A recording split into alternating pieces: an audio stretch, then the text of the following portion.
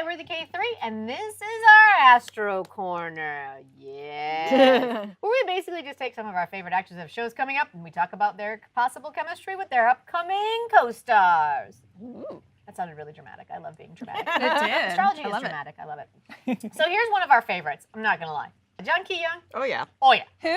All right? I'm just kidding. Listen, come and hug me. Oh. If you don't know me by now, probably one of my all-time favorite K-dramas ever in my history of K-dramas, right? Jang Ki Yong was so good in that, and I love him. And so he's got a new show coming up with Jung, and that's coming up, I think, at the beginning of June, right? And so it's a Noona Romance. Yes. Oh, this is WWW? Yes. Search www. Yep. And then he was in Come and Hug Me with Jin Ki Joo, who is currently in The Secret Life of My Secretary with Kim Young Kwang. So we're just going to kind of briefly take a look at that. And the reason that I'm so intrigued is if you look at all four of their charts at the same time, they're just all so different. Except for Jin Ki Joo and Kim Young Kwang, which I find really interesting. So we're going to get to that. They're in the show currently together. And so I'm really intrigued by that. We'll cover that briefly because really the reason we're here is Jang Ki Yong.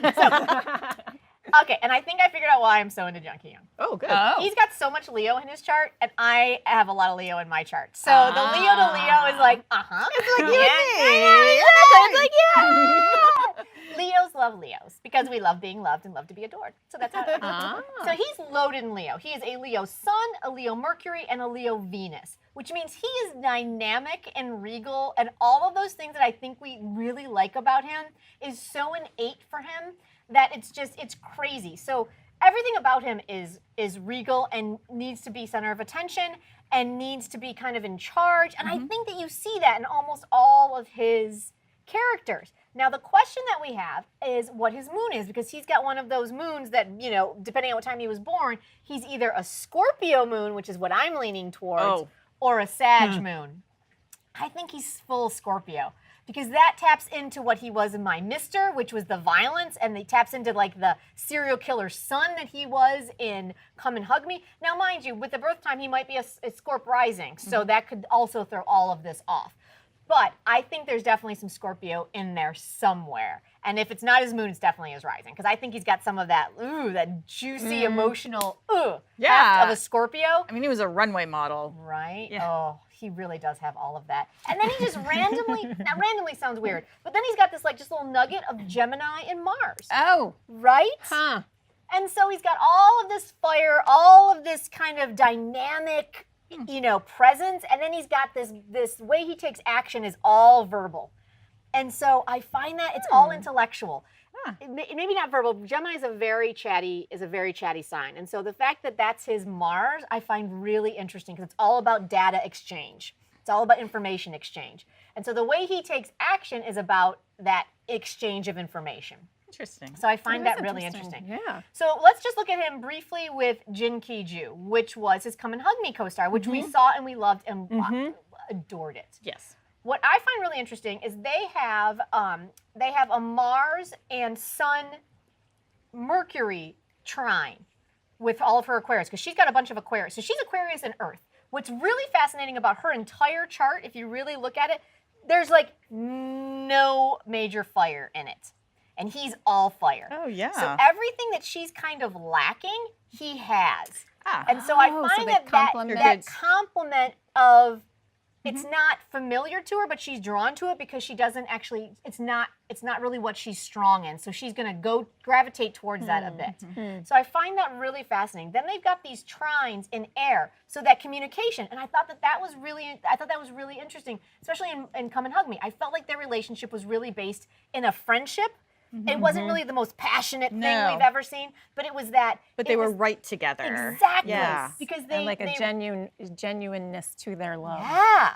Because I felt like they related to each other on like that intellectual level. Like they understood what they couldn't say. And so he got this trine with the way he takes action with her Sun and her Mercury, so the way she communicates and who she is. And so I felt like that played out really well with the script they were given. Yeah. Where if you would have had someone with a lot of Scorpio energy or a lot more fire, a lot of that performance would have come out, I think, more aggressively. Where she's not a horribly aggressive, she doesn't have a lot of aggressive stuff. Feisty, yeah, but not aggressive. And then she's got all this earth. So on top of all of that, she's super grounded. Grounded. He is not. All of his earth planets are his slower moving planets. So he's got kind of that little bit of that earth gravitas, but it's not part of his personal planet. So it's not really part of his personality. His personality is fiery and getting shit done. But it's not fast. Because That's I think everything he does is kind of a slow, like a cat, like a big cat. Like he kind of like checks out what's happening over here, checks out what's happening over there. And then and then pounces. Like he is. He's like a big cat. And so, it's so interesting to see what his character is like in WWW. So I'm then. super excited about that because I think what we saw in Come and Hug Me was this really lovely, like deep, deep friendship that was just a beautiful love that was, you know. The fact that it's sustained Yeah. from, you know, teenage years through to young Exactly. adult. I mean, And so again, Defying death. It and- did, and I think that's Mass because of murdering all fathers. of that earth and that communication energy that they could play off of in their charts, right? Okay.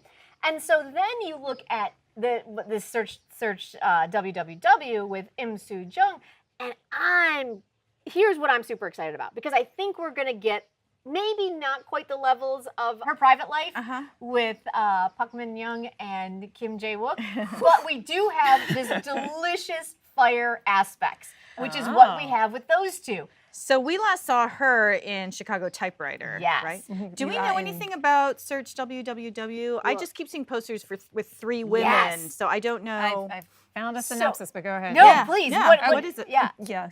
Go. Now that I've said that, I'm like, what was it again? She, I think, works for one of the top internet search engine companies, but I can't remember what his role He's, is. I think, a graphic designer. Okay. Okay. And so At the same company? I don't know if it's at the same company, Okay. but it's essentially the synopsis that I've read is about these 3 career women and how they're like managing their lives in different ways. Like I think one is married with kids, one either has has a different, like I think each of them have different like relationship statuses. Okay. And she's single because she's always focused on work. And then she meets Jang Ki Yong, and it's a Noona romance. So I'm not really sure. So I'm super excited about this because if you look at her chart, this is also just a quick side note. If you took a look at our Goblin one, I believe if I read correctly, she used to date Gong Yu. Her and Gong Yu, Stop, really? right? Her and Gong Yu are actually one She day just apart. went up in my estimation of her. If you look at their charts, they are only born one day apart. Oh. He was born July 10th, 1979. She was born July 11th, 1979. Oh my gosh. Oh, wow. So so it's really, I Really find it close. fascinating that they were together. So I'm wildly we have to go back Someone and look was at that. reincarnated. Yes.